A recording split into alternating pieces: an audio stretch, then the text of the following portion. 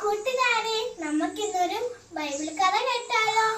ലൂക്കായുടെ സുവിശേഷം 10-ാം അധ്യായം 30 മുതൽ 37 വരെയുള്ള വാക്യങ്ങളിൽ കാണുന്ന നല്ല സമരിയക്കാരന്റെ കഥയാണ് ഇന്ന് ഞാനിവിടെ പറയാൻ പോകുന്നത്.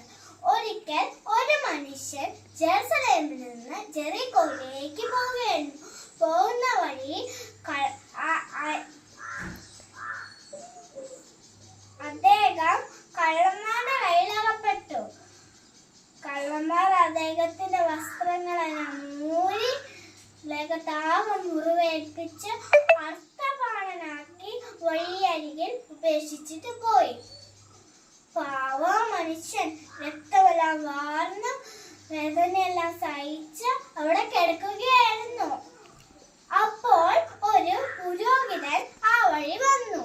പുരോഹിതന് അയാളെ കണ്ടിട്ട് മനസ്സലിഞ്ഞില്ല, മാറിപ്പോയി.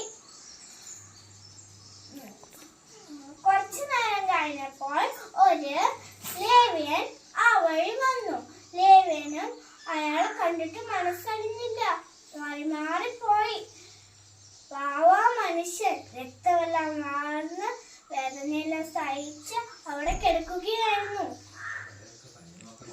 അപ്പോൾ ഒരു സമരിയക്കാരൻ ആ വഴി വന്നു. സമരിയക്കാരൻ അയാളെ കണ്ടിട്ട് മനസ്സലിഞ്ഞു.